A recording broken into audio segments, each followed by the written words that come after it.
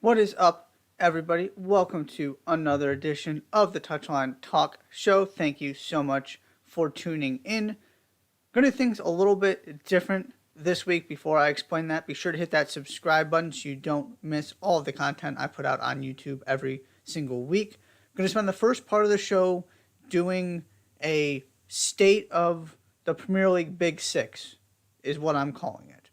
Going through all six clubs and figuring out kind of where they're at, giving some thoughts, really diving deep into just the status of these big six clubs. They're all in kind of interesting places right now.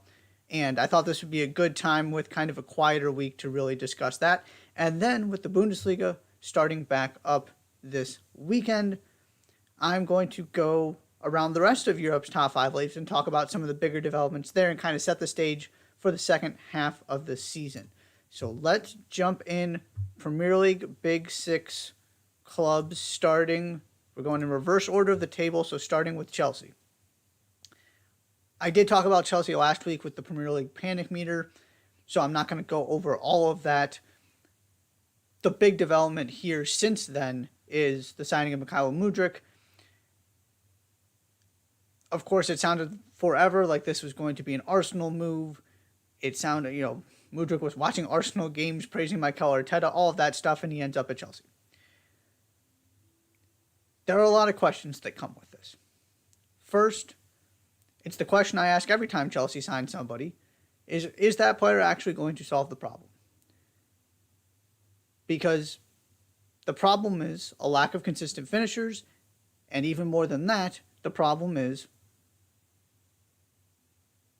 chance creation. Can you get something out of anybody not called your wingbacks? Can you survive offensively when your wingbacks are injured like they are right now? Can somebody fix this attack? Because of all the money that's been spent, it is nowhere near where it should be. And that was Thomas Tuchel's problem, and Graham Potter hasn't exactly fixed it. I still hold out faith that Graham Potter can. If there is anybody capable of doing so in a pretty quick amount of time, I believe it's Graham Potter. I've lost zero faith whatsoever in him. But the problem still exists.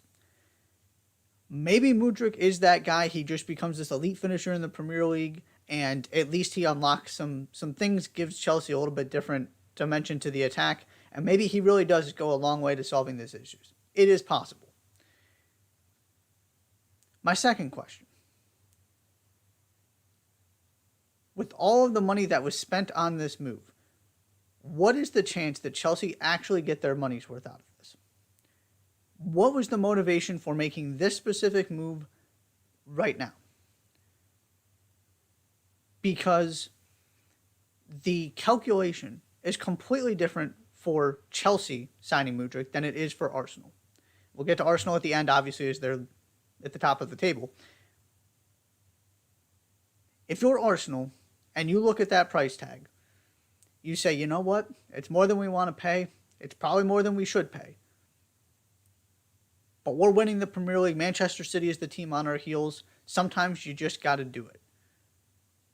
And spend more than you want to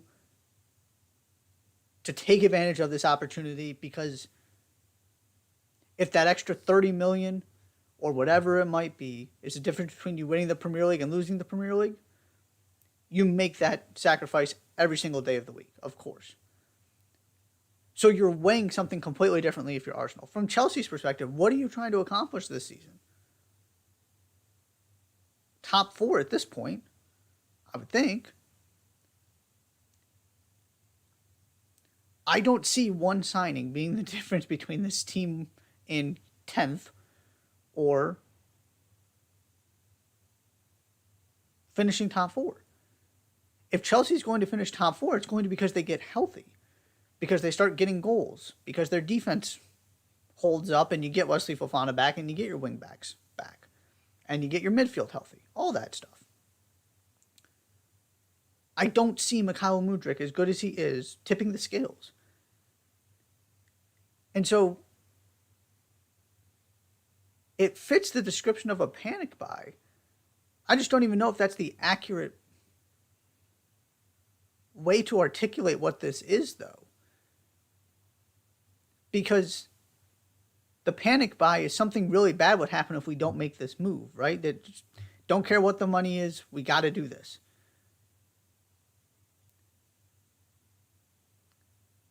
But that implies that the panic buy is the solution to the problem. And that's where there are so many things that have gone wrong for Chelsea, from injuries to tactics, that it's too big for one signing to solve. So I don't even really want to call it a panic buy. But that's the idea behind it. And the other thing I want to point out here is, and kind of the other question, is Todd Boehly any different than Roman Abramovich? Because it came in with this, long-term plan, sticking with Graham Potter, this vision for the future, and all we've seen is spend, spend, spend, spend, spend. Graham Potter hasn't been fired yet. That is potentially a change, assuming he, is able to stick around long term. But this is just trying to plug holes by spending more money, which is what Chelsea have always done. And again, it's too early to totally determine that, but the approach has not been any different under Todd Boehly so far. And so when you go see this kind of money spent on Mykhailo Mudryk, it's just another indication that this isn't any different. It's not definitive proof, because nothing can be definitive proof this early, but it's another point in the column of Chelsea are just continuing to be the same old Chelsea, it's just a different owner.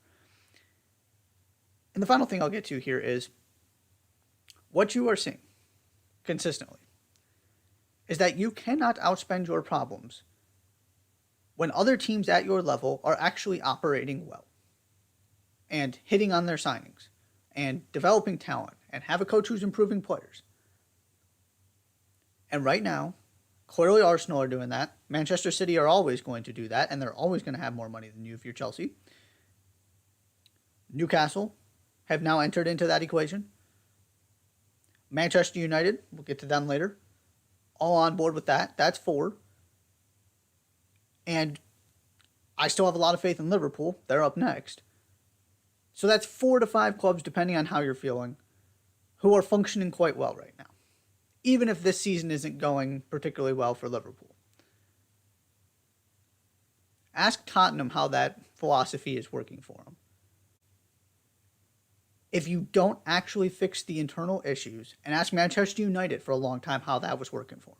If you don't fix the issues, you are not just going to be able to turn into the club you want to be and go contend for a Premier League title again and win another Champions League. Maybe you can win a Champions League with one of those bizarre runs that Chelsea have now had a couple of in the Champions League. But to be where you want to be season in, season out in the Premier League, you got to fix the actual internal issues. You can't just spend your way out of it.